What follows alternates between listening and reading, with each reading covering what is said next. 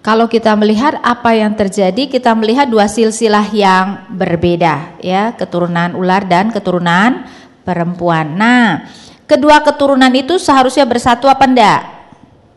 Tidak, karena Tuhan mengatakan Dia mengadakan permusuhan. Tapi kemudian sayangnya ini yang kita lihat di dalam Kejadian 6. Saya bacakan beberapa ayat, ya, 1 sampai 4 terlebih dahulu.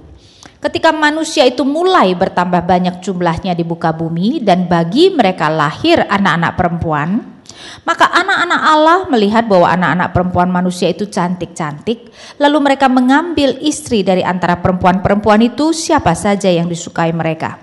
Berfirmanlah Tuhan, rohku tidak akan selama-lamanya tinggal di dalam manusia, karena manusia itu adalah daging, tetapi umurnya akan 120 tahun saja.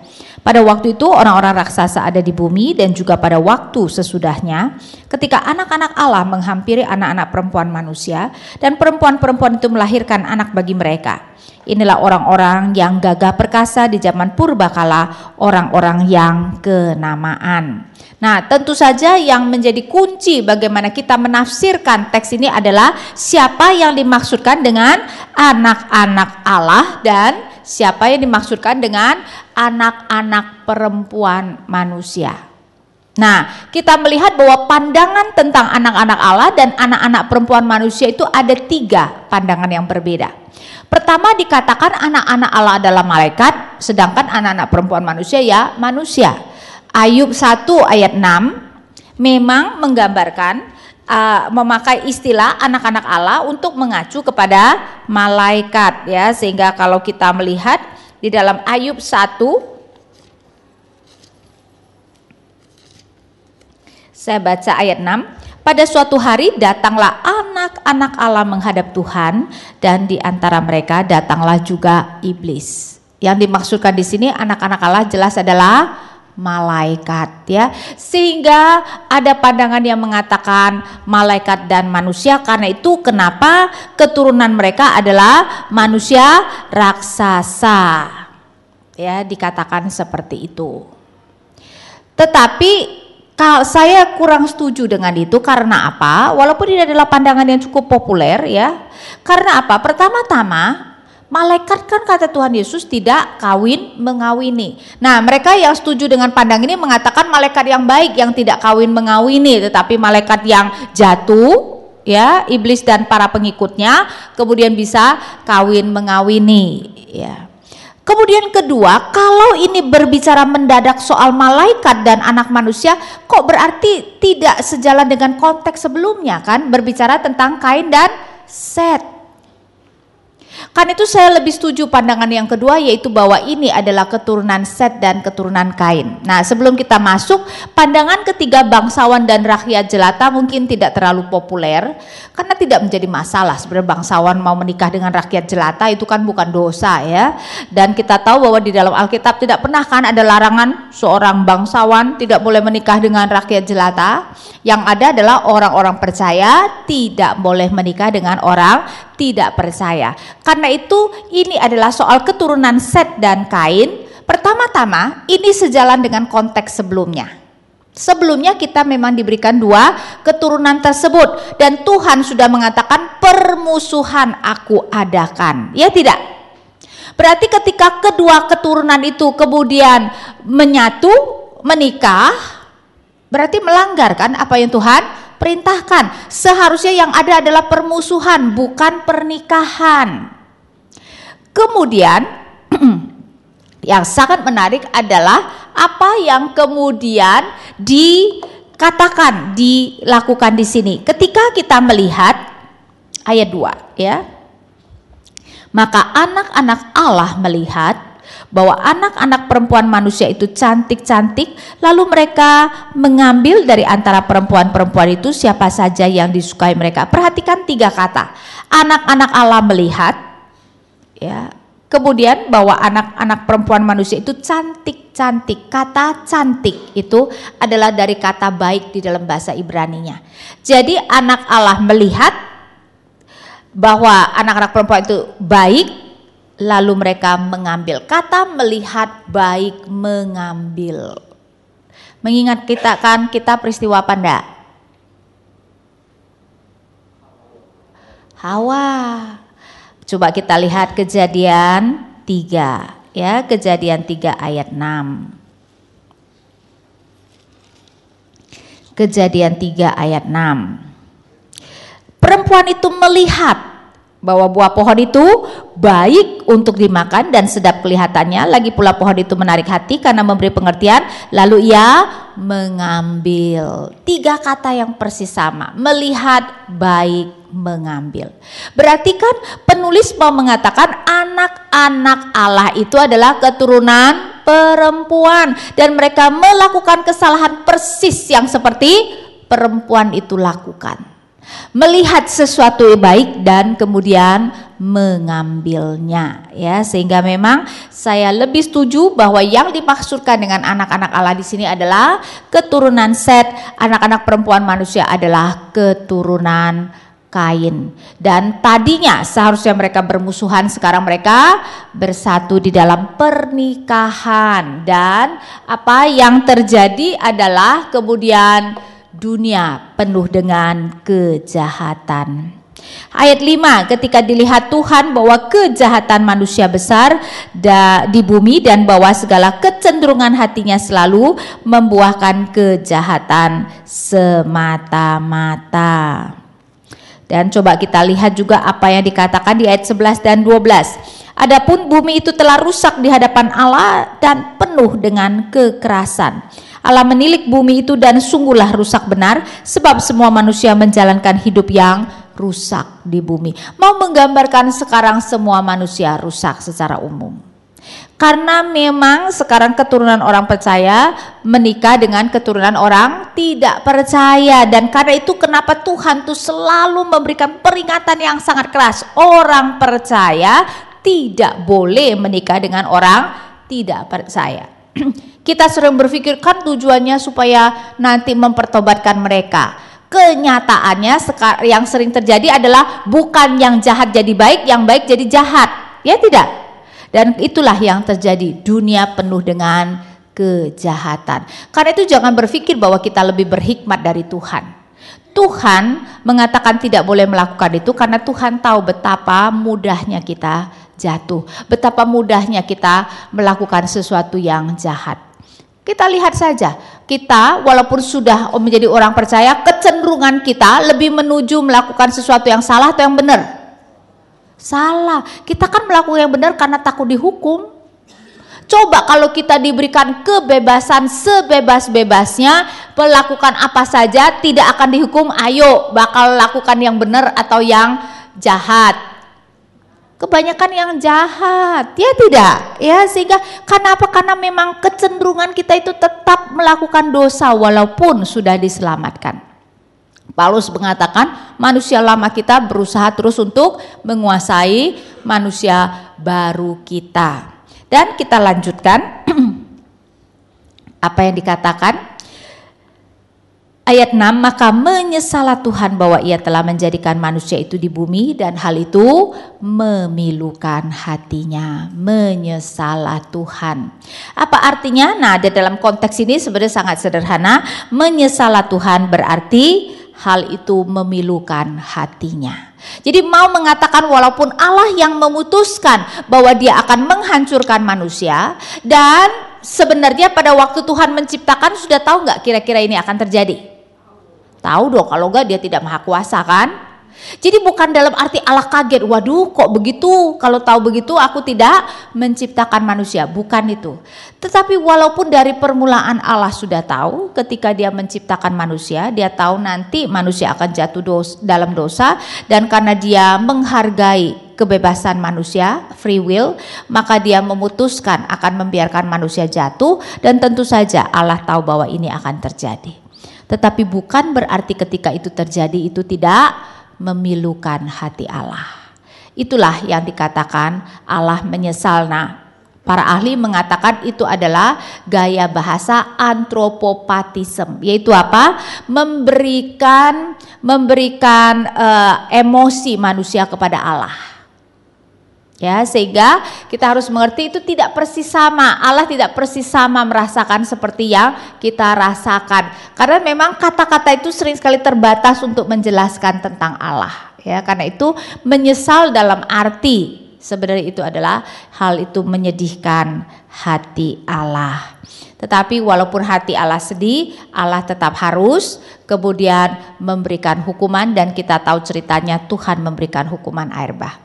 Tapi sebelum kita masuk kepada air bahnya, coba perhatikan. Apa yang menjadi hukuman Tuhan adalah bumi penuh dengan kekerasan. Bumi penuh dengan kejahatan. Mau menyatakan betapa Allah membenci kejahatan dan kekerasan. Tentu saja Allah pun memakai kekerasan ketika untuk menegakkan keadilan, dan ada kekerasan-kekerasan yang harus dilakukan. Ya, tetapi secara umum kita melakukan kekerasan dengan tidak adil. Kita melakukan kekerasan dengan motivasi yang jahat. Dan ingat bahwa Allah sangat membenci kekerasan. Ya, supaya kita kemudian tidak boleh sebenarnya menganiaya orang, ya, melakukan ketidakadilan kepada orang. Hukuman yang utama air bah itu adalah karena kejahatan manusia, bukan penyembahan berhala. Ya, bukan penyembahan berhala, tetapi karena bumi penuh dengan kejahatan. Tentu saja penyembahan berhala merupakan dosa yang sangat dibenci Tuhan, tetapi orang Israel pun nanti dituduh, ya, di dalam nanti zaman-zaman setelah mereka menjadi kerajaan, bukan hanya soal mereka menyembah berhala, tetapi juga mereka kan sering sekali dituduh mereka melakukan kejahatan terutama kepada orang-orang yang miskin dan yang lemah. Kemudian kita melihat air bah. Pertama-tama kita harus melihat air bah itu sebagai suatu kejadian yang historis, bukan hanya dongeng. Ya, bukan hanya dongeng. Saya nggak tahu deh gimana cerita, tapi sekarang kan katanya air bahtera Nuh tuh ditemukan, ya. Tapi yang pasti kita harus melihat itu sebagai sesuatu yang nyata, dan kita harus melihat ini merupakan kejadian yang universal. Coba kita lihat dulu Kejadian 7. Kejadian 7 dari ayat 10 saya bacakan. Setelah 7 hari datanglah air bah meliputi bumi. Pada waktu umur Nuh 600 tahun, pada bulan yang kedua, pada hari yang ke-17 bulan itu, pada hari itulah terbelah segala mata air samudra raya yang dahsyat, dan terbukalah tingkap-tingkap di langit. Mungkin mau mengatakan samudra itu bergolak dengan begitu luar biasa, dan terbukalah tingkap-tingkap di langit. Terbukalah tingkap-tingkap di langit. Kalau kita bandingkan dengan penciptaan, artinya apa? Ingat pada waktu penciptaan, bumi yang belum berbentuk itu Allah bentuk di dalam 3 hari dengan 3 pemisahan. Pemisahan pertama, Allah memisahkan gelap dari terang, kemudian air di atas cakrawala dan di bawah cakrawala, dan hari ketiga adalah daratan dan lautan. Sedangkan sebelumnya itu semua bumi gelap dan penuh air, ya tidak? Ya, coba kalau kita lihat Kejadian 1 ayat 2, mau mengatakan ketika Allah pertama-tama mencipta bumi, bumi itu gelap dan penuh air. Ayat 2, Kejadian 1 ayat 2, bumi belum berbentuk dan kosong, gelap gulita menutupi samudra raya. Sekarang 40 hari hujan tidak henti-hentinya, tingkap-tingkap langit terbuka. Artinya apa? Semua air yang tadinya di atas cakrawala sekarang sudah turun ke bumi. Berarti sekarang bumi penuh dengan air dan gelap dong. Kalau hujan pasti gelap kan? Ya tidak? Berarti persis seperti hari pertama sebelum Allah memisahkan gelap dari terang. Karena itu kita melihat bahwa, ya, air bah itu adalah pembalikan penciptaan. Bahasa yang dipakai saya ada tuliskan di sini, nah, merupakan decreation. Jadi penciptaan itu dibalik lagi. Karena kalau tadi mulanya bumi penuh air dan gelap, baru Tuhan kemudian memisahkan sehingga ada terang, dan sekarang ada daratan dan lautan. Sekarang penciptaan balik lagi seperti hari pertama sebelum bumi berbentuk. Karena itu disebut decreation, pembalikan penciptaan, karena bumi kembali menjadi penuh dengan air. Ya, kita melihat lagi sebelumnya ada sedikit yang perlu kita lihat. Kenapa kita lihat juga ini adalah sesuatu yang universal? Itu kan berarti ini bukan hanya satu daerah. Bayangkan loh, 40 hari 40 malam. Tidak mungkin cuma satu daerah, karena memang mau gambarkan semua air di atas cakrawala turun. Dan Petrus menegaskan kepada kita bahwa ini bukan peristiwa lokal. Kita lihat Petrus 2 Petrus pasal 3 ayat 6, 7 dan 13. Di mana Petrus menggambarkan seperti ini.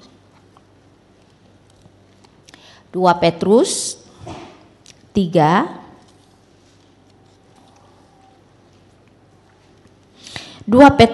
ayat 6. Karena itu setiap orang yang tetap, saya kok baca 1 Yohanes. Sorry. 2 Petrus 3.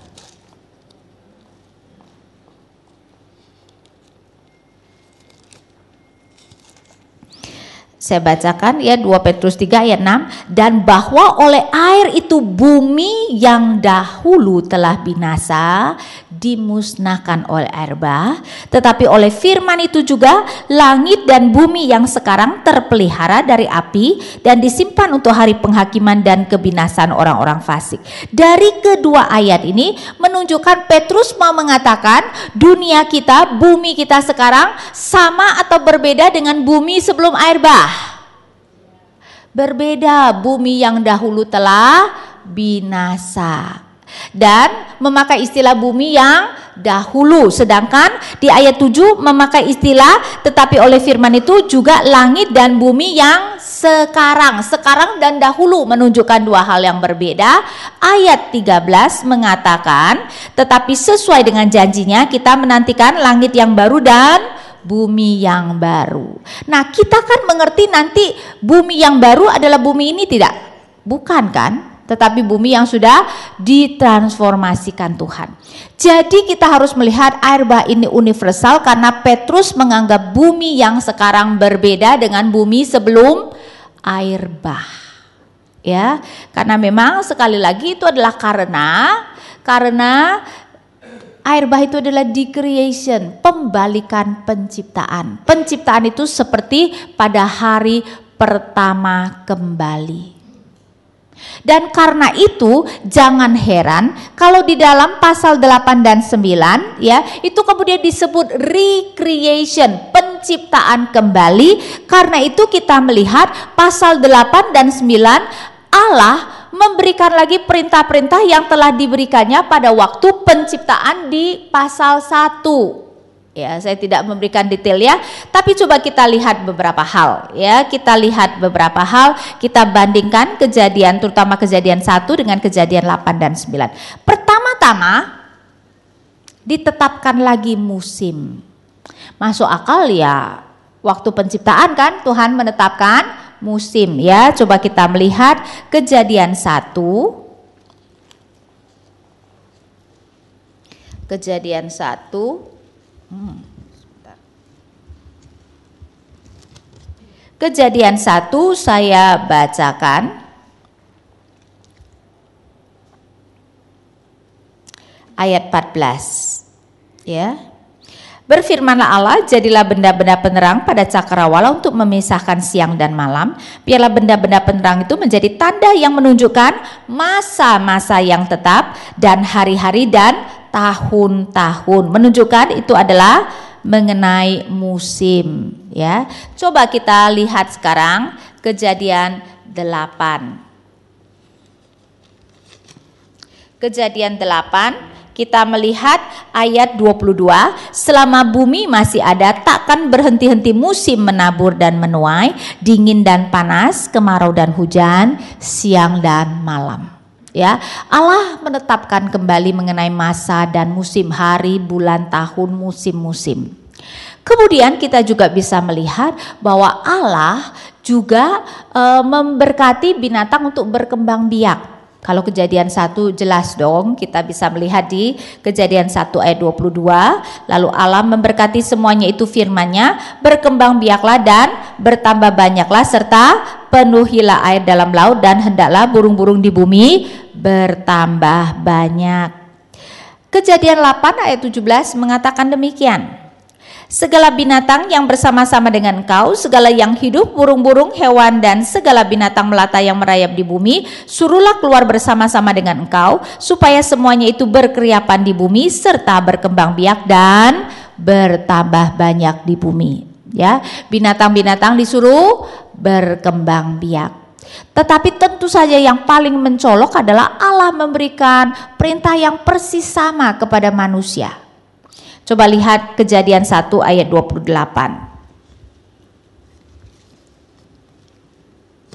Kejadian 1 ayat 28 mengatakan ini, Allah memberkati mereka, lalu Allah berfirman kepada mereka, beranak cuculah dan bertambah banyak, penuhilah bumi dan taklukkanlah itu. Nanti kita akan melihat bagian ini persis sama dengan apa yang Tuhan perintahkan kepada Nuh. Kemudian dilanjutkan, berkuasalah atas ikan-ikan di laut dan burung-burung di udara dan atas segala binatang yang merayap di bumi. Sekarang kita lihat pasal 9 ayat 1. Lalu Allah memberkati Nuh dan anak-anaknya serta berfirman kepada mereka, beranak cuculah dan bertambah banyaklah serta penuhilah bumi. Persis sama tidak? Persis sama. Manusia juga disuruh berkuasa walaupun sekarang ada yang berbeda. Ayat 2, akan takut dan akan gentar kepadamu segala binatang di bumi dan segala burung di udara, segala yang bergerak di muka bumi dan segala ikan di laut ke dalam tanganmu lah, semuanya itu diserahkan. Jadi sama, manusia tetap berkuasa. Tapi sekarang digambarkan binatang akan gentar. Kenapa sekarang binatang akan gentar? Betul, dimakan. Jawabannya di ayat 3. Segala yang bergerak, yang hidup akan menjadi makananmu. Aku telah memberikan semuanya itu kepadamu seperti juga tumbuh-tumbuhan hijau. Tuhan juga memberikan makanan tetapi sekarang berbeda. Ketika penciptaan di dalam Kejadian 1, saya bacakan ayat 29. Berfirmanlah Allah, lihatlah, aku memberikan kepadamu segala tumbuh-tumbuhan yang berbiji di seluruh bumi dan segala pohon-pohonan yang buahnya berbiji, itulah yang akan menjadi makananmu. Jadi sebelum kejatuhan di Taman Eden, manusia diberikan makan tumbuh-tumbuhan dan biji-bijian. Bahkan binatang pun juga, sehingga ayat 30, tetapi kepada segala binatang di bumi dan segala burung di udara dan segala yang merayap di bumi yang bernyawa, kuberikan segala tumbuh-tumbuhan hijau menjadi makanannya. Jadi dulu singa itu makan sayur, ya, makan tumbuhan hijau. Baru setelah air bah, semuanya itu berubah. Sekarang kita ada di dalam dunia yang berbeda. Dan itu juga kenapa orang misalnya menjelaskan kenapa umur manusia turun drastis. Ya, apa yang disebut sebagai Kenopi teori, yaitu apa? Tadinya kan di atas cakrawala ada lapisan air yang sangat banyak, sedangkan air itu sudah turun. Walaupun sekarang ada supaya bisa turun hujan, sudah berbeda dengan dulu. Karena kemungkinan sekali sebelum air bah belum pernah turun hujan. Karena kalau kita melihat di dalam Kejadian 2, ya, Kejadian 2 ayat 5 mengatakan demikian. Belum ada semak apapun di bumi, belum timbul tumbuh-tumbuhan apapun di padang, sebab Tuhan Allah belum menurunkan hujan ke bumi dan belum ada orang untuk mengusahakan tanah itu. Karena itu sebagai ganti hujan, ayat 6, tetapi ada kabut naik ke atas dari bumi. Walaupun ada yang kemudian menafsirkan itu adalah hujan, tapi kan baru dikatakan Tuhan belum menurunkan hujan, ya. Sehingga kalau ini dan baru nanti Kejadian 7 kita dikatakan turun hujan, kemungkinan sekali memang mau menyatakan, walaupun kita mungkin tidak bisa pasti, karena Alkitab kadang-kadang tidak menceritakan semuanya, ya. Tapi kalau kita melihat apa yang tertulis di sini, ya kelihatan belum turun hujan. Karena itu kenapa bumi kita merupakan bumi yang berbeda ya. Jadi sekarang manusia tidak lagi hanya makan tumbuh-tumbuhan dan biji-bijian, manusia memakan daging, dan sekarang air di atas cakrawala sudah sangat berbeda dengan sebelum air bah, dan mungkin karena itu manusia umurnya turun dengan drastis ya, sehingga memang kita tidak melihat perkembangannya, tetapi kan nanti kita hanya diceritakan kalau Nuh memang masih umurnya masih panjang, karena pada waktu Nuh itu usianya dia sudah umur 600 tahun ketika dia air bah terjadi ya. Tetapi nanti begitu sampai pada Abraham itu 10 generasi dari Nuh, umur Abraham hanya tinggal 175. Padahal dikatakan Abraham suntuk umurnya. Kalau manusia bisa mencapai 900-an, Abraham umur 175 mati, kan harusnya dikatakan mati remaja gitu kan? Ya enggak. Tapi kan dikatakan suntuk umurnya, berarti pada waktu itu umur manusia memang sudah menurun secara drastis. Ya, bahkan pada zaman Musa 120 saja sudah hebat. Mazmur 90 Musa mengatakan kalau manusia bisa berumur 70 atau 80 itu pun sudah merupakan anugerah Tuhan. Berarti Musa pun sebenarnya melampaui yang normal pada zamannya, dia berumur sampai 120. Nanti Yosua 110. Sehingga kita melihat umur manusia turun dengan sangat drastis karena kita sekarang tinggal di bumi yang berbeda ya, bumi yang dahulu telah binasa, dan karena itu kita harus melihat air bah itu adalah universal ya, bukan hanya lokal saja.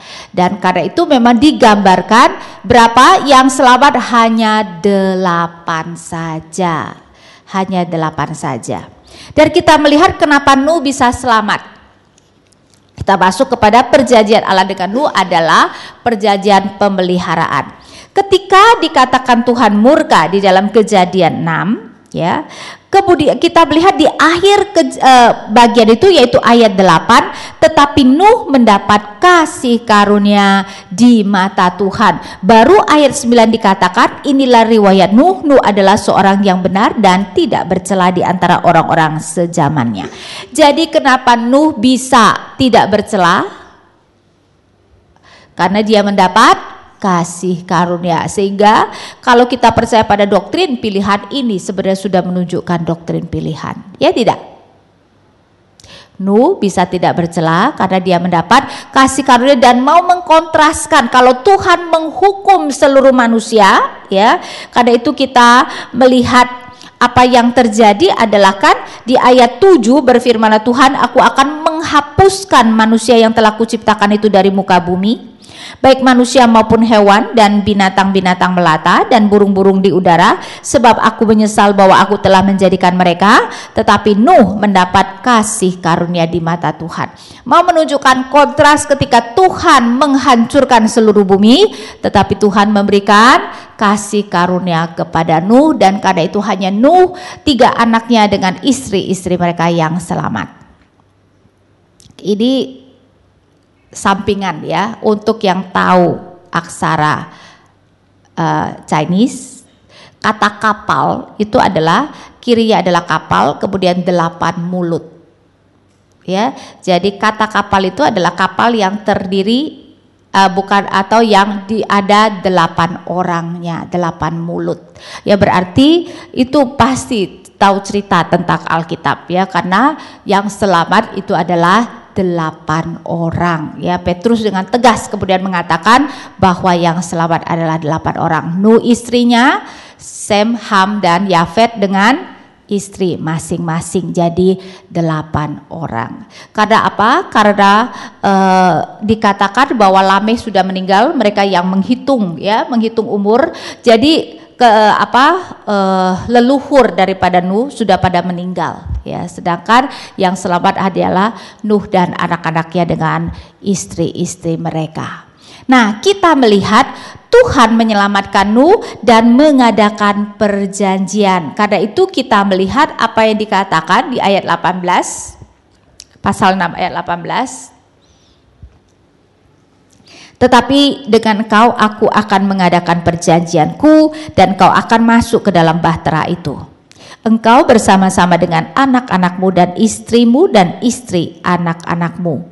Dan dari segala yang hidup, dari segala makhluk, dari semuanya haruslah engkau bawa satu pasang ke dalam bahtera itu supaya terpelihara hidupnya bersama-sama dengan kau. Jantan dan betina harus kau bawa. Ya, jadi binatang-binatang itu kemudian masuk bahtera dan mereka juga diselamatkan. Nah, inti daripada perjanjian Allah dengan Nuh adalah kalau kita baca Kejadian 9 ya, dari ayat 8 sampai 17, tapi saya tidak akan membaca semuanya, saya bacakan beberapa.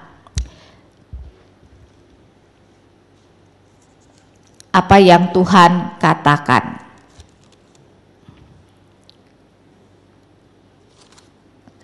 Kejadian 9 ya, Kejadian 9 saya bacakan dari ayat 8. Berfirmanlah Allah kepada Nuh dan kepada anak-anaknya yang bersama-sama dengan dia, sesungguhnya aku mengadakan perjanjianku dengan kamu dan dengan keturunanmu dan dengan segala makhluk yang bersama-sama dengan kamu. Jadi bukan hanya manusia tetapi juga binatang, burung-burung, ternak dan binatang-binatang liar di bumi yang bersama-sama dengan kamu, segala yang keluar dari bahtera itu, segala binatang di bumi, maka ku adakan perjanjianku dengan kamu bahwa sejak ini tidak ada yang hidup yang akan dilenyapkan oleh air bah lagi, dan tidak akan lagi ada air bah untuk memusnahkan bumi. Ya, ketika dikatakan tidak ada yang hidup yang akan dilenyapkan oleh air bah, maksudnya adalah mengatakan tidak akan orang mati karena air bah menghabiskan bumi.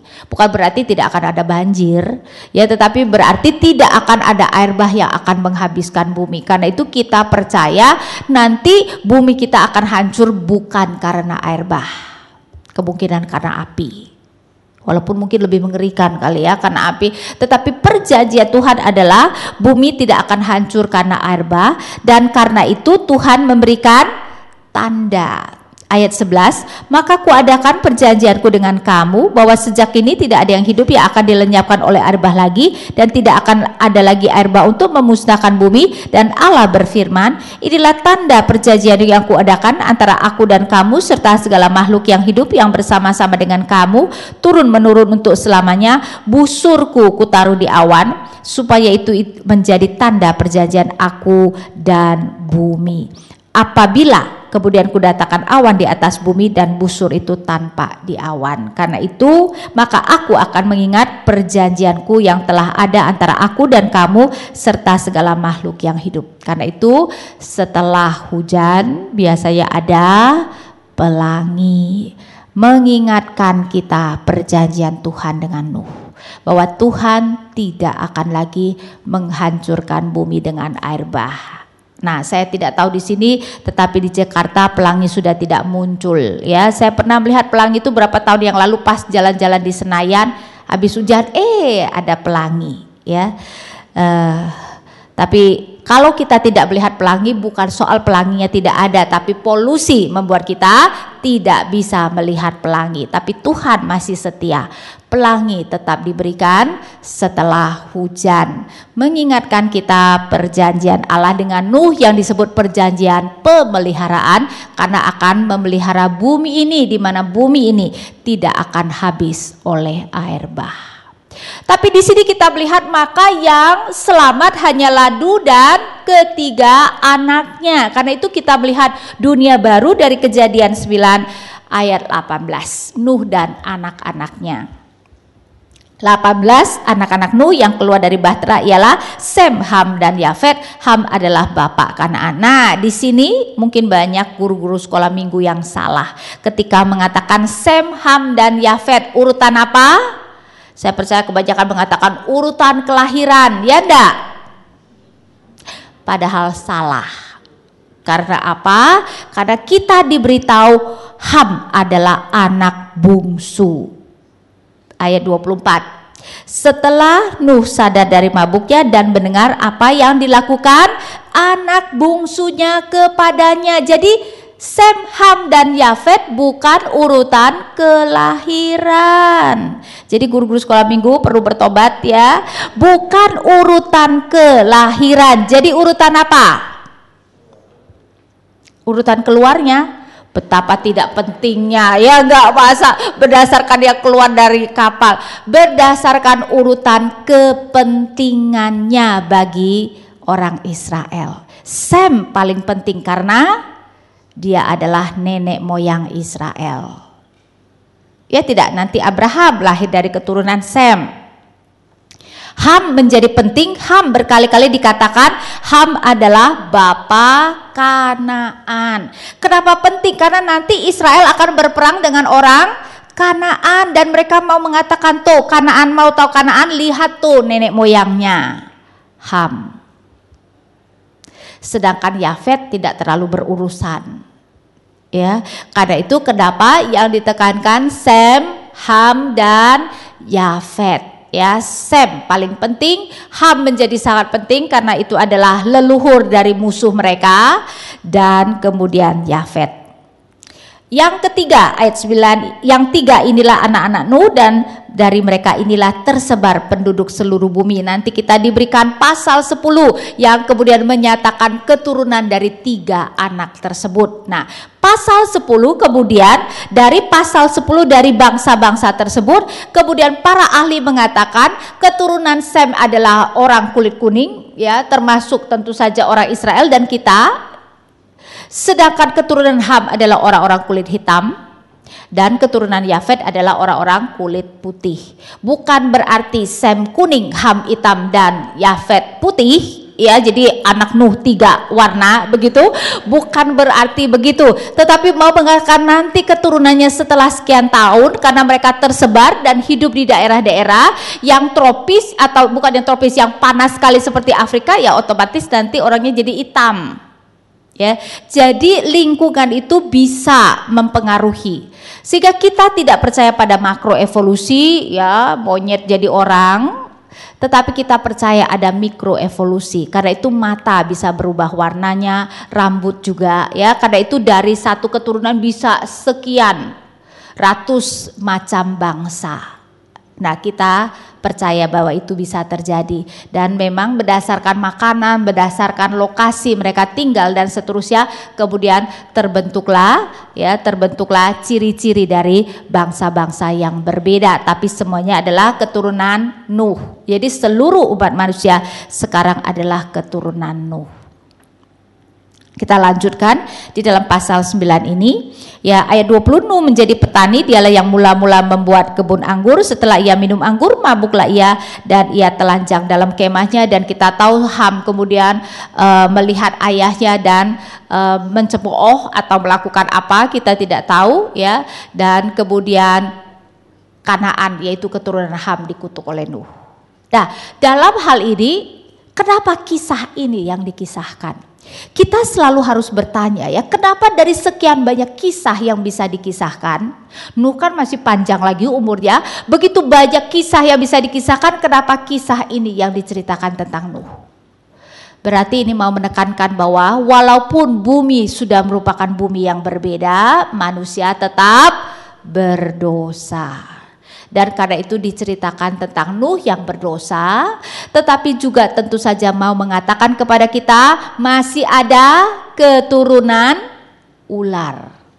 Karena kita berpikir dengan tidak ada lagi Kain dan keturunannya, mungkin keturunan ular sudah habis. Tetapi keturunan ular adalah secara rohani. Saya mau digambarkan Ham dan anak-anaknya adalah keturunan ular. Ya. Kemudian kita melihat apa yang menjadi dosa Ham. Nah, di sini kelihatannya mengatakan sangat sederhana. Ayat 22, maka Ham bapa Kanaan itu melihat aurat ayahnya, lalu diceritakannya kepada kedua saudaranya di luar. Sesudah itu Sem dan Yafet mengambil sehelai kain dan membentangkannya pada bahu mereka berdua, lalu mereka berjalan mundur. Mereka menutupi aurat ayahnya sambil berpaling muka sehingga mereka tidak melihat aurat ayahnya. Sepertinya kesalahan adalah melihat aurat ayahnya dan mungkin dia melakukannya dengan kurang ajar. Tetapi para ahli kemudian melihat ada beberapa tafsiran, walaupun kita tidak tahu yang mana yang benar, ya. Pertama, ada yang mengatakan Ham mensodomi Nuh.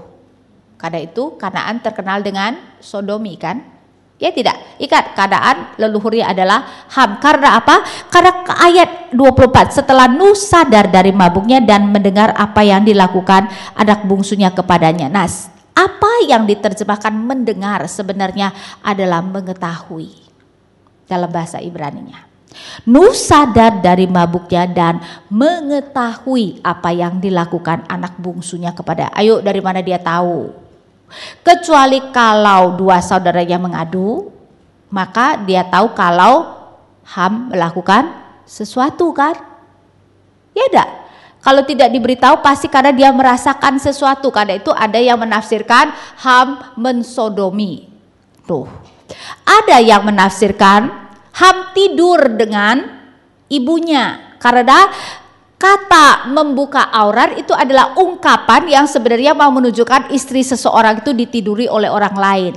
Jangan kamu menyingkap aurat. Menyingkap aurat itu kan melakukan hubungan seksual, ya. Tetapi saya rasa itu mungkin tidak, karena kelihatannya mau menggambarkan ketelanjangan itu kan secara harafiah, bukan sebagai metafor, karena kedua saudara Ham juga melihat ketelanjangan ayahnya, bukan? Sehingga saya rasa kalau itu tidak masuk akal. Yang satu lagi, saudara mungkin tidak percaya, dikatakan Ham mengkebiri ayahnya. Karena itu dikatakan tidak pernah lagi diceritakan Nuh mempunyai anak yang lain. Ya, jadi para ahli kadang-kadang gak ada kerjaan kali ya, pikirin yang enggak. Nah, kita tidak tahu persis apa yang menjadi dosa Ham, tapi juga sebenarnya anak yang kurang ajar juga kan hukumannya bisa merupakan hukuman mati, ya. Sehingga kita tidak tahu persis, tapi pasti itu merupakan sesuatu yang serius sehingga melalui Nuh Tuhan mengutuk Kanaan. Karena itu kita lihat apa yang dikatakan ayat 25. Berkatalah ia, terkutuklah Kanaan, hendaklah ia menjadi hamba yang paling hina bagi saudara-saudaranya. Nah, signifikansi akan kutukan atas Ham adalah kita melihat nantinya Kanaan, Ham dan keturunannya akan dihancurkan oleh Tuhan. Nah, di dalam sejarah kita, ayat ini kemudian dipakai untuk mendukung perbudakan orang kulit hitam. Karena mereka adalah keturunan Ham, ya. Tetapi tentu saja itu adalah pemakaian Alkitab yang salah, ya. Itu tidak boleh dilakukan, ya. Tetapi seperti biasa manusia itu pintar mencari lubang untuk mendukung kesalahan yang mereka lakukan, ya. Kemudian apa yang terjadi? Kan manusia itu seluruh manusia keturunan Nuh. Harusnya bahasa mereka satu atau banyak?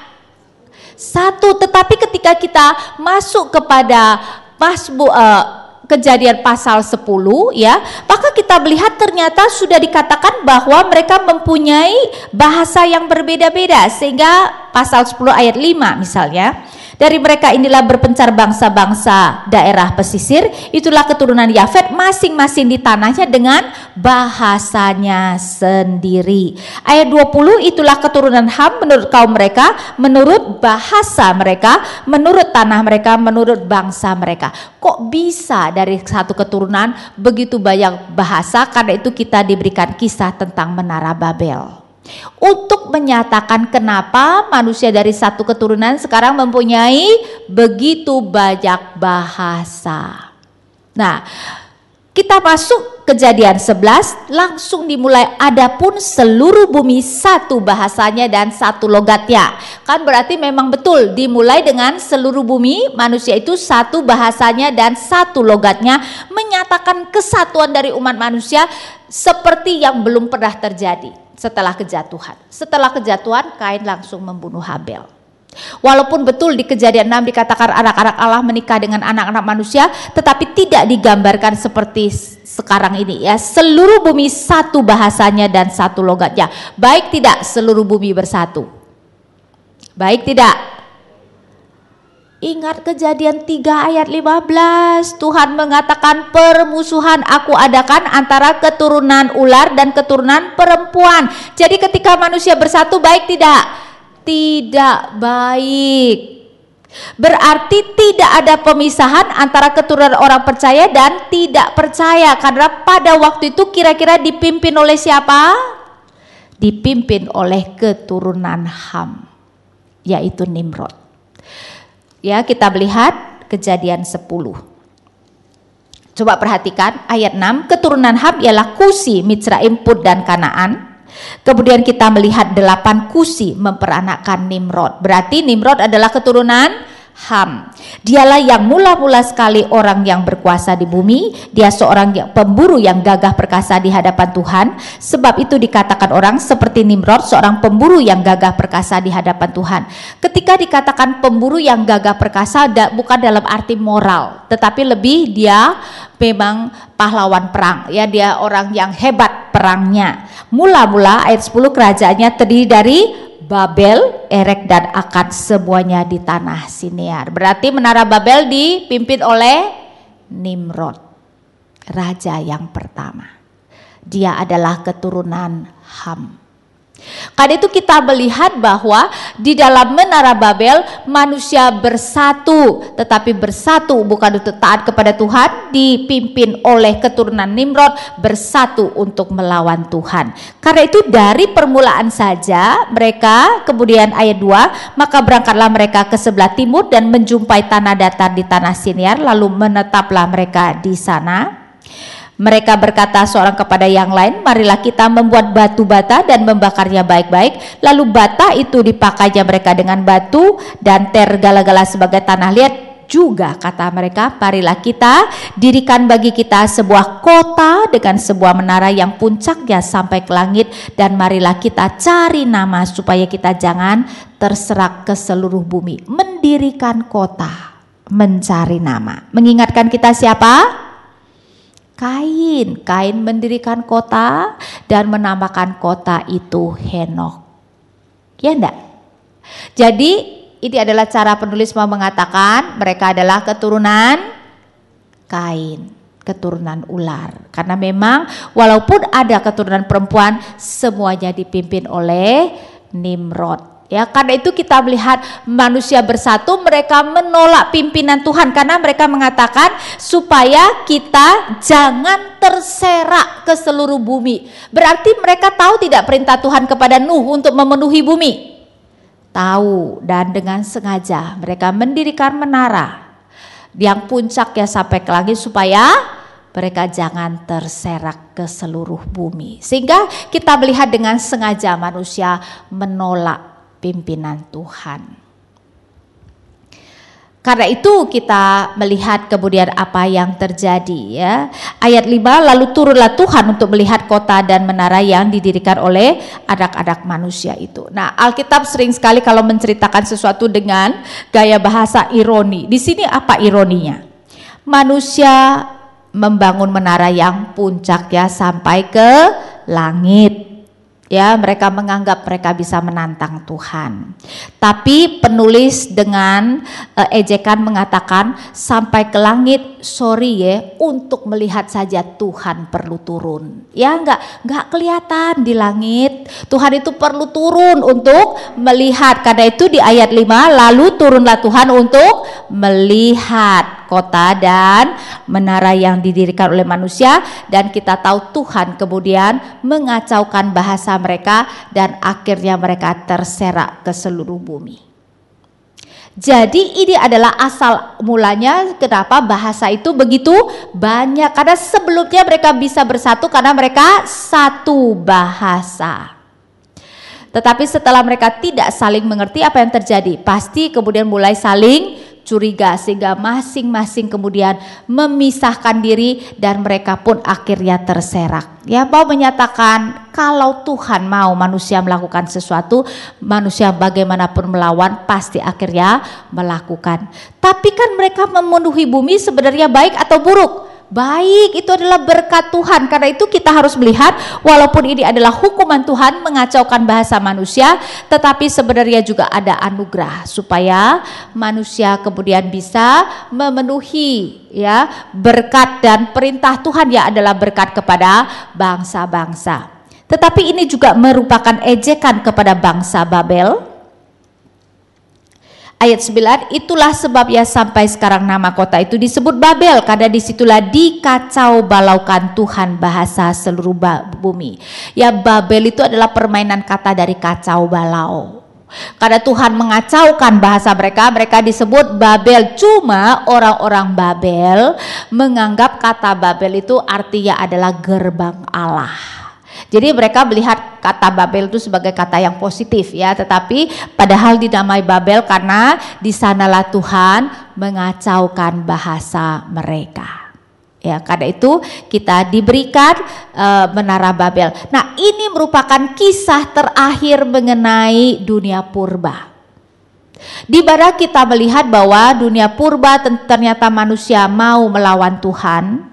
Dan karena itu nanti Tuhan di dalam anugerahnya memutuskan dia akan bekerja melalui satu orang dan satu keturunan, yaitu Abraham. Ya, jadi ini adalah kisah terakhir dari dunia purba, sayangnya merupakan kisah yang melawan Tuhan. Tapi itulah juga yang membuat Tuhan kemudian akan bekerja melalui seorang yang bernama Abraham. Karena itu nanti di dalam bulan berikutnya kita akan masuk kepada Abraham dan keturunannya ya, karena Tuhan memang akan bekerja melalui Abraham karena memang manusia maunya menantang Tuhan. Oke, apakah ada pertanyaan? Tunggu itunya ya Pak ya.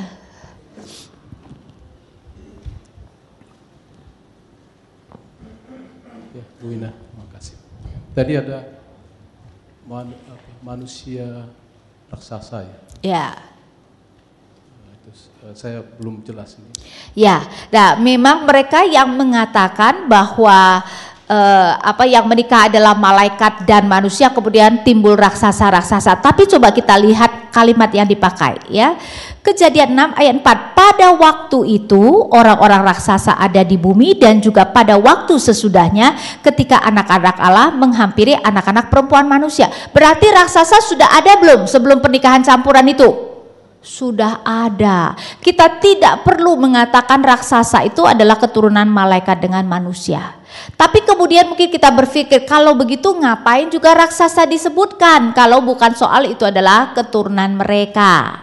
Ya, raksasa disebutkan karena Tuhan tahu nanti orang-orang Israel akan takut melawan orang-orang Kanaan karena orang Kanaan seperti raksasa. Jadi ini kepentingan bagi jemaat Musa adalah Tuhan mau mengatakan tidak usah takut kepada raksasa. Dulu pada zaman air bah Tuhan pun dengan mudah memusnahkan mereka. Dan Tuhan akan dengan mudah memusnahkan orang raksasa yang ada di Kanaan. Jadi kita tidak perlu menafsirkan raksasa itu adalah keturunan malaikat dengan manusia. Ya, walaupun betul juga ada keturunan percampuran itu adalah dikatakan orang-orang yang gagah perkasa di zaman purbakala. Ya, itu nomor 1, nomor 2 ini ya. Sering membuat pertanyaan-pertanyaan. Waktu 8 orang itu masuk, umur Nuh kan 600 tahun ya. Dan bacaan yang saya lakukan selama pembangunan itu 100 tahun kurang lebih. Betul, itu adalah karena dikatakan Tuhan memberi waktu 120 tahun itu. Jadi pertanyaannya adalah kalkulasinya 8 orang, anaknya kemana gitu? Anaknya yang 3 itu. Anak siapa? Cucunya Nuh. Oh, mungkin belum punya cucu barangkali. Nah, itu jadi timbul pemikiran saya belum punya cucu, atau termasuk cucunya juga tidak mau ikut masuk ke Bahtera karena 100 tahun mereka kan kerja ya. Iya, 100 tahun ini proses di mana mereka diejek, ditolak dan seterusnya. Hal seperti ini menimbulkan. Ya, Alkitab tidak menceritakan sehingga kita juga tidak tahu, dan itu juga memang masalah. Walaupun memang betul sih harusnya kalau udah umur 600 ya udah punya banyak cucu gitu kan ya. Sehingga memang kita tidak tahu. Tetapi agak sulit mungkin bahwa cucu-cucu tidak masuk ketika orang tua mereka mau masuk ya. Lagi pula berarti kan nanti mereka sudah punya anak kok kemudian melahirkan lagi. Jadi kemungkinan ini adalah anak-anak yang dilahirkan pada masa setelah Nuh tua, karena zaman kuno kalau kita melihat silsilah Adam seringkali sudah berumur berapa tahun tuh baru melahirkan anak ya. Sehingga kalau kita melihat kejadian 5 tadinya ya, coba kita lihat beberapa contoh.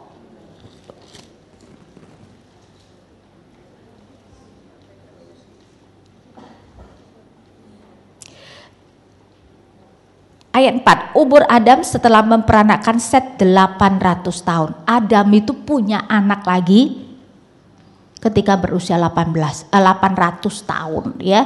Jadi bisa saja ini adalah anak-anak yang dilahirkan di dalam usia Nuh sudah berapa ratus tahun gitu kan. Ya, jadi memang Alkitab tidak menceritakan, kita susah untuk melihatnya.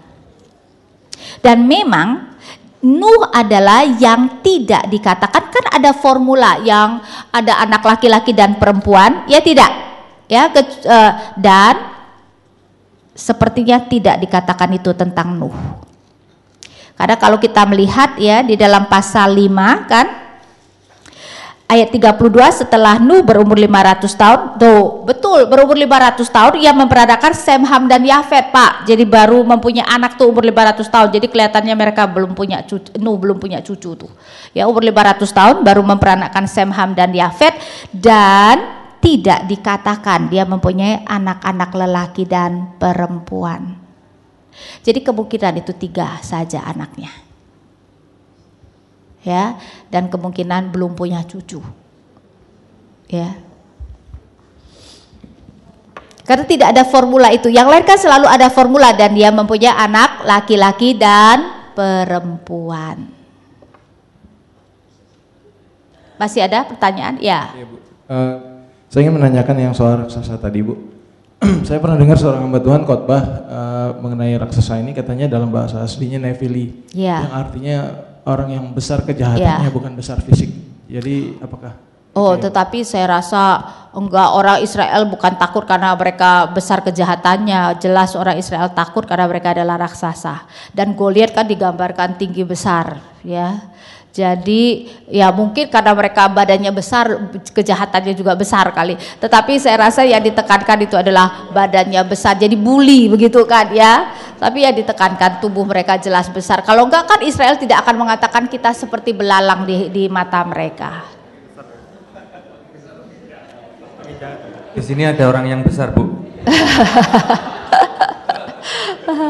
Kan orang besar sudah di dalam Tuhan, ya berarti harus berbeda ya. Oke, masih ada pertanyaan? Ya.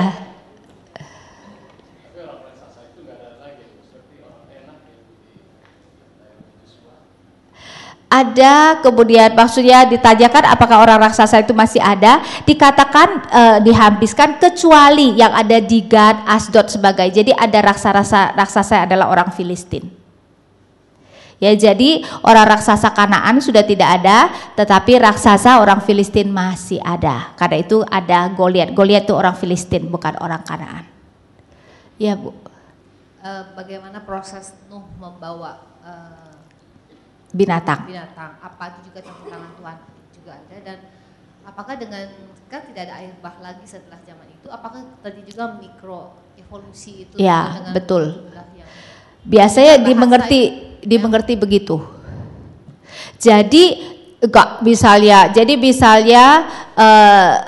misalnya keluarga cat family misalnya, nah itu satu saja, jadi bukannya ada harimau, ada singa, ada macan tutul, ada anjing misalnya begitu, tapi misalnya satu gitu loh. Baru nanti terjadi mikroevolusi seperti manusia yang cuma 8 orang menjadi begitu banyak bangsa ya, sehingga itu, dan juga mungkin dimengerti bahwa mungkin dibawa mereka yang masih bayi begitu, dan mungkin rada mandek kali ya, tidak bertumbuh dengan besar, jadi mungkin raja yang misalnya gajah begitu ya, sehingga memang banyak hal yang mungkin kita tidak tahu, Alkitab tidak mengatakan, tetapi para ahli mencoba melihat seperti itu. Pertama-tama itu hanyalah spesies-spesies begitu ya.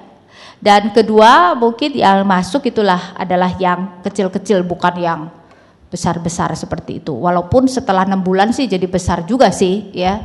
Tetapi kan mungkin tidak sebesar kalau mereka kemudian dewasa. Sama bahasa yang cuma satu bahasa yang zaman Menara Babel, itu bahasa apa, Bu, diperkirakan? Kita tidak tahu ya, mungkin bisa menduga mungkin bahasa Ibrani barangkali, tapi ya kita tidak tahu sih ya, kita tidak tahu. Ada yang apa? Kemungkinan ada binatang purba yang musnah, dan kalau soal dinosaurus dan naga itu ada di dalam binatang yang Allah tunjukkan kepada Ayub. Ya, kalau kita melihat sedikit ya, Ayub sayangnya Alkitab kita menerjemahkannya dengan kuda Nil dan buaya. Di dalam bahasa Ibrani-nya kata yang dipakai adalah behemoth dan leviathan. Kalau kita melihat versi Inggris biasanya mereka tidak mau menerjemahkan kuda Nil dan buaya karena jelas bukan kuda Nil dan buaya. Ya, saya tunjukkan. Di dalam ini ayat-ayatnya kalau versi Inggris agak berbeda, jadi saya memakai ayat Indonesia. Kita melihat Ayub 40 ya. Ayub 40, perhatikan sedikit dari ayat 10. Ayub 40 ayat 10, perhatikanlah kuda Nil yang telah kubuat seperti juga engkau, ia makan rumput seperti lembu. Kuda Nil itu adalah behemoth. Perhatikanlah tenaga di pinggangnya, kekuatan pada urat-urat perutnya. Ayat 12, ia meregangkan ekornya seperti pohon aras. Kuda Nil ekornya pohon aras, kayak nggak cocok deh ya. Kita tahu dong ekor kuda Nil kan cuma kecil, cuma untuk membersihkan belakangnya gitu kan, coba paling goyang-goyang begitu kan, seperti pohon aras diregangkan. Binatang seperti apa mempunyai ekor seperti pohon aras? Kemungkinan binatang-binatang seperti dinosaurus, tapi yang di sini yang vegetarian ya, yang makan rumput. Kemudian ketika berbicara tentang Leviathan yang Alkitab terjemahkan sebagai buaya, coba perhatikan ya, perhatikan apa yang dikatakan di dalam pasal 41. Dari ayat 5, siapakah dapat membuka pintu moncongnya, di sekeliling giginya ada kengerian, punggungnya adalah perisai-perisai yang bersusun, terlekat rapat seperti materai, mungkin karena itu diterjemahkan buaya. Kemudian perhatikan dari ayat 9, bersinnya menyinarkan cahaya, matanya laksana merekahnya fajar, dari mulutnya keluar suluh dan berpancaran bunga api, dari dalam lubang hidungnya mengepul uap, bagaikan dari dalam belanga yang mendidih menggelegak isinya, nafasnya menyalakan bara dan nyala api keluar dari mulutnya. Binatang yang bisa mengeluarkan api. Di dalam mitos hanya ada satu binatang, yaitu naga. Dan aneh bahwa di dalam dunia timur maupun dunia barat ada mitos tentang naga. Bentuknya berbeda ya, naga Cina kan ya, panjang, kakinya kecil, bisa terbang tapi bisa keluarin api. Naga Yunani kan seperti burung besar, terbang tapi juga bisa mengeluarkan api. Jadi kemungkinan dulu ada binatang seperti itu tapi sudah punah. Kemudian biasanya mitos ya, jadi ditambahin bumbu sehingga kemudian ada perubahan antara mitos timur dan barat, tapi tetap mengeluarkan apinya tetap merupakan sesuatu yang penting. Dan naga baik di dunia timur maupun barat binatang yang tidak terkalahkan. Seperti yang Tuhan katakan, siapa yang dapat menguasai binatang tersebut? Ya, sehingga kemungkinan memang ada dinosaurus dan naga, cuman kita tidak percaya kalau mereka hidup di dunia yang berbeda dengan manusia. Ya, di mana sekarang kan sains menggambarkan mereka hidup di dunia itu, tapi dunia itu hancur, baru kemudian masuklah penciptaan manusia. Karena kalau begitu berarti sudah ada kematian sebelum dosa.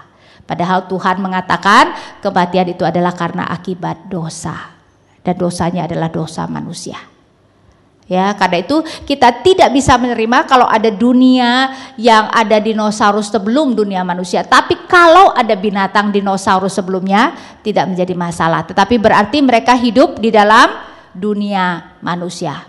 Ya, mungkin sekali bumi sebelum air bah. Mungkin mereka musnah pada air bah atau gimana kita tidak tahu. Tapi itu adalah binatang-binatang yang kemudian punah. Masih ada pertanyaan? Ya, silakan. Bu, saya mau tanya, apa arti nama Metusala? Waduh, nama-nama saya nggak inget deh Pak, nama-namanya. Tapi itu harusnya bisa dicari tuh. Ya, maaf saya nggak ingat kalau soal nama-nama. Ya, Ibu tadi menghubungkan yang Kejadian 6 ayat 8 tentang kasih karunia. Iya. Ya.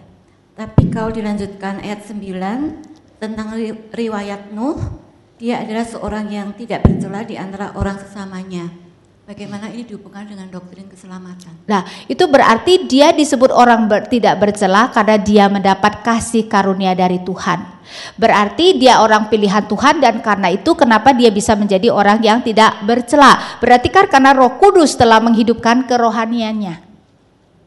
Karena itu kenapa ayat 8 ada sebelum ayat 9. Dia mendapat kasih karunia dari Allah, baru dia disebut sebagai orang tidak bercela. Mengerti nggak, Bu?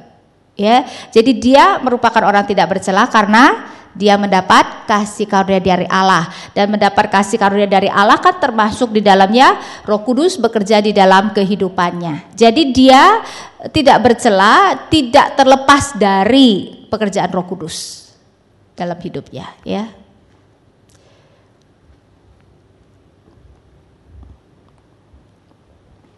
Ya Bu, tadi menyangkut pertanyaan saya melihat ini ada satu rangkaian yang sangat penting untuk mengetahui apa arti nama Metusala. Kenapa Henokh terangkat? Metusala setelah umur 187 melahirkan Lamek. Lamek setelah umur 182 melahirkan Nuh. Berarti Nuh lahir setelah Metusala berumur 369 tahun. Dan air bah datang setelah Nuh umur 600 tahun saat Metusala sudah meninggal, saya tahu. Ya, itu ya. Kira-kira 5 tahun setelah Metusala meninggal, saya rasa air bah datang. Tapi kalau dihitung tahunnya persis tahunnya. Oh. Jadi itu kenapa saya butuh sekali nama Metusala. Oh, memang kayaknya ada kaitan, tapi saya lupa deh Pak. Nanti coba saya cek ya. Nanti bulan depan, semoga saya ingat deh ya. Nanti saya cek. Jadi yang pasti biasa dimengerti memang semua ayah, kakek dan leluhur Nuh sudah meninggal. Jadi ketika dihitung dari umur-umurnya begitu, mereka semua sudah meninggal ketika air bah datang. Ya, karena itu kenapa mereka tidak masuk di dalam bahtera tersebut. Ya. Masih ada pertanyaan?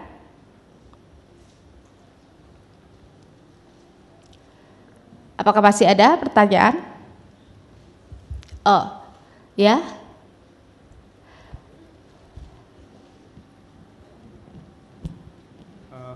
Bu, yang di kejadian pasal 10 kan di situ ada tertulis ayat kelima, dari mereka inilah berpencar bangsa-bangsa daerah pesisir, itulah keturunan Yafet, masing-masing ditanyai dengan bahasa sendiri menurut kaum dan bangsa mereka. Sedangkan di ayat 11 di pasal 11 kan mereka tiba-tiba bahasanya jadi satu logatnya, itu gimana Bu ceritanya? Mau berkatakan sebelumnya bahasa mereka jadi satu, jadi sebenarnya apa yang Menara Babel itu diperkirakan itu terjadi pada waktu ini nih. Kalau kita melihat pasal 10 ya, pasal 10 ayat 25, bagi Eber lahir 2 anak laki-laki, nama yang seorang ialah Pelek sebab dalam zamannya bumi terbagi, dan nama anaknya ialah Yoktan. Sehingga para ahli menafsirkan mungkin waktu Menara Babel itu terjadi pada zaman tersebut. Nah, setelah itu, karena itu kenapa mereka terpencar dan kemudian terdiri dari banyak suku, bangsa dan bahasa. Jadi pasal 10 memberikan kita daftar bangsa-bangsa, sudah dikatakan dengan bahasa masing-masing, dan kemudian kita dijelaskan di pasal 11 kenapa mereka bisa terdiri dari banyak bangsa dan bahasa. Ya, karena mereka kemudian terserak. Tapi masalahnya Bu, ini munculnya berbagai bahasa itu di pasal 10 atau di peristiwa Menara Babel itu sendiri? Enggak, maksudnya kan Alkitab kan tidak mungkin benar-benar memberikan kronologi seperti itu. Jadi pasal 10 itu karena itu munculnya itu kan itu banyak sekali keturunan. Nah, Menara Babel itu muncul ya di sekitar itu. Jadi itu kan waktu yang lama. Jadi seharusnya pasal 11 itu mau menyatakan sebelum banyak bangsa dan bahasa itu terjadi. Jadi menceritakan atau menjelaskan kenapa dari keturunan Sem, Ham dan Yafet begitu banyak bangsa dan bahasa. Ya, karena itu sebenarnya hanyalah daftar daripada bangsa-bangsa sebenarnya. Itu kan cuma keturunan ini gitu. Ya, jadi pasal 10 merangkumkan sebenarnya suatu generasi yang sangat panjang ya, bahwa katakan di keturunan ini. Sedangkan di tengah-tengah generasi-generasi itu ada menara Babel terjadi, baru kemudian mereka terpencar dan membentuk bangsa dan bahasa yang berbeda. Ya, silakan. Ini Bu, Bahtera Nuh itu kan terdampaknya di Bukit Ararat. Sekarang di waktu itu. Ya. Nah, beberapa tahun yang lampau, beberapa tahun yang lalu itu kayaknya cukup ini ya, cukup gencar orang tuh bilang menemukan ini. Ya, menemukan Bahtera Nuh ya di puncak gunung ya. Menurut Ibu gimana itu? Saya tidak tahu deh, tetapi saya rasa tidak akan mengherankan kalau kemudian bisa ditemukan dan di puncak gunung. Karena kan sekali lagi pada waktu itu kan air benar-benar naik sampai tinggi sekali karena sebelumnya bumi penuh dengan air, ya, sehingga saya rasa ya bisa masuk akal. Cuma saya tidak tahu lah apakah itu benar-benar kemudian mungkin harus memakai galian arkeologi dan sebagainya untuk memastikannya ya. Ya. Dan kemudian ada di sana. Ya, mungkin ini refleksi Bu ya. Jadi sampai Nuh mereka sudah berdosa semua kecuali keluarga Nuh. Kemudian tadi masuk ke Nimrod ya Bu ya. Di refleksi ini apa yang Ibu lihat yang tidak beres sehingga mereka jatuh dalam dosa. Jadi keluarga-keluarga ini. Ya, sebenarnya memang ketika dikatakan itu adalah keturunan perempuan ya, bukan berarti di dalam kehidupan mereka tidak mungkin berdosa, karena kemudian Abraham pun 10 generasi dari Nuh dikatakan orang tuanya menyembah berhala. Ya, sehingga kita jangan asumsikan bahwa memang pasti kemudian tidak ada penyembahan berhala yang mereka lakukan. Ya. Jadi mereka adalah merupakan keturunan orang percaya, tetapi kemudian mungkin digambarkan mereka bertobat, atau ya itu adalah secara atau mau menggambarkan mereka adalah umat Allah. Sedangkan kita tahu umat Allah tidak semuanya sungguh-sungguh beriman. Jadi mereka itu adalah memanggil nama Tuhan, memproklamirkan nama Tuhan, tetapi juga mungkin menunjukkan mereka ada perjanjian dengan Tuhan. Ya, memegang perjanjian dengan Tuhan dalam arti mereka adalah umat Allah, tetapi ternyata di antara mereka kemudian juga banyak yang menyembah berhala. Pertanyaan saya menyangkut ke perkembangan budaya. Di dalam Kejadian 1 kan sudah diberikan mandat budaya. Ya. Khususnya di pasal 1 ayat 8. Nah, ini proses mereka jatuh bangun ini dalam sejarah ini di mana gagal, katakanlah seperti gereja jatuh bangun. Kemudian seperti sekarang, apakah ada pada satu perkembangan teknologi sehingga pada masa Nimrod itu teknologi mungkin sudah berkembang sehingga mereka menolak Tuhan atau meninggalkan Tuhan. Ini sejarah ini akan terus berlangsung sampai. Kalau menurut pandangan Alkitab ya manusia memang bisanya melawan Tuhan Pak, kecuali Tuhan memberikan anugerah. Kan manusia hanya bisa melakukan apa yang jahat. Ya, segala kecenderungan hatinya selalu membuahkan kejahatan semata-mata. Jadi jangan heran kalau manusia gagal dan jatuh, itu adalah memang sudah naturnya. Tidak ada seorang pun yang mencari Allah. Jadi kita tidak usah heran kok manusia terus memberontak terhadap Tuhan. Ya memang setelah manusia jatuh dalam dosa, hanya itu yang bisa manusia lakukan. Hanya kalau Allah beranugerah dan menyelamatkan, manusia bisa mencari Allah dan bisa melakukan kebaikan. Ya, sehingga saya rasa tidak perlu ditanyakan kok kenapa manusia selalu gagal. Pasti gagal. Pertanyaan ini muncul karena dalam sejarah banyak timbul begitu mereka diberkati tinggalkan Tuhan lagi. Nah sekarang kan zaman materialisme, posmo dan seterusnya. Kita lihat kecenderungan itu sangat jelas. Betul, karena memang itulah yang hanya bisa dilakukan manusia kecuali Tuhan memberikan anugerah. Karena itu kan kita percaya kalau kita bisa melakukan yang baik itu semata-mata anugerah Tuhan. Kalau tidak ya memang manusia selalu memilih yang jahat. Satu lagi Bapak yang di belakang Pak.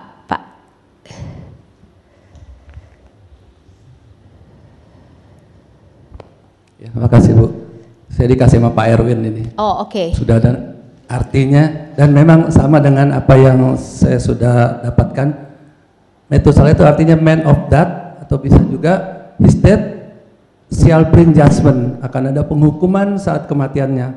Berarti tepat sekali dengan firman Tuhan saat Metusala meninggal, air bah itu datang. Ada kebatian. Dan ini rangkaian yang mungkin bisa menjelaskan kenapa Henokh memilih hidup bergaul sampai diangkat. Karena yang menamakan Metusala ini pasti Henokh kan. Gitu. Oke. Terima kasih ya Pak. Masih ada pertanyaan? Satu lagi Bu. Ya. Tadi Bu, karena dihubungkan mengenai air bah, kemudian adanya juga peradaban-peradaban yang sudah sangat maju dari keturunan Kain. Kemudian saya pernah membaca dari beberapa sumber tentang peradaban yang sudah maju, peradaban Atlantis. Bahkan Plato juga mengatakan adanya sebuah peradaban yang telah maju pada zaman mereka begitu. Kemudian disebutkan juga bahwa peradaban Atlantis ini bisa dihubungkan dengan Babel. Tapi disebutkan bahwa peradaban Atlantis itu hancur setelah adanya, kemungkinan besar setelah adanya air bah yang ini. Tapi juga ada mengatakan juga bahwa peradaban Atlantis itu awalnya adanya di daerah Nusantara itu di Indonesia. Yang jadi pertanyaan saya, apakah ada sumber-sumber di Alkitab yang menyatakan mengenai peradaban Atlantis ini?